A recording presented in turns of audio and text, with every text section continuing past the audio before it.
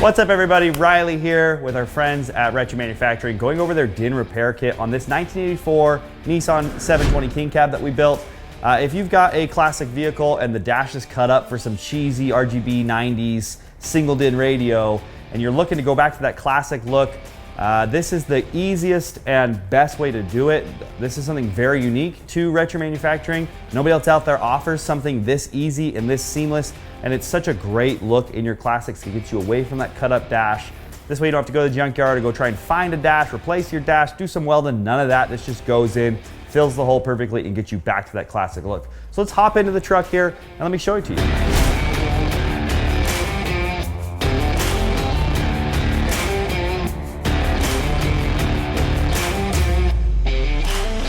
All right, so we're inside the Nissan. This is the DIN repair kit. You would never know if you got in here. You would never know that somebody cut a hole in this dash because it looks so good. So what I ended up doing for this truck was this is the 404 faceplate. So this is the all metal plain black faceplate. I did end up trimming about a 1/16 of an inch off the sides of the faceplate just so that it would fit perfectly in this factory slot.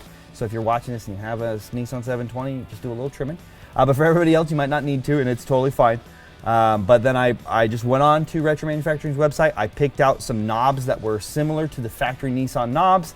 The factory Nissan radio was an all black radio, so I just picked out something that looked factory, and boom, it went right in so easily. So we have a video on how to do the DIN repair kit already, and we'll link that in the description below so you can go watch the whole how-to. But it really is so easy. You pull out whatever single DIN radio that's already in your vehicle, you pull out the old radio cage, you put in the single DIN cage that comes from Retro Manufacturing, and then boom, you put together your radio, you put your faceplate on it, it all slides in and it looks so good and so factory. It's so easy. It really is super quick to do, and then you're left with this piece of artwork and it looks perfect. It looks great, and you got rid of that nasty 90s radio. So again, they're awesome. They come with a variety of different faceplates as well, so if you don't want a plain black one like I did here, they've got different ones. They've got chrome trim and all silver, all sorts of different faceplates that you can get, and so that you can make it work in your vehicle. So if you've got this issue, don't fret, we've got you covered.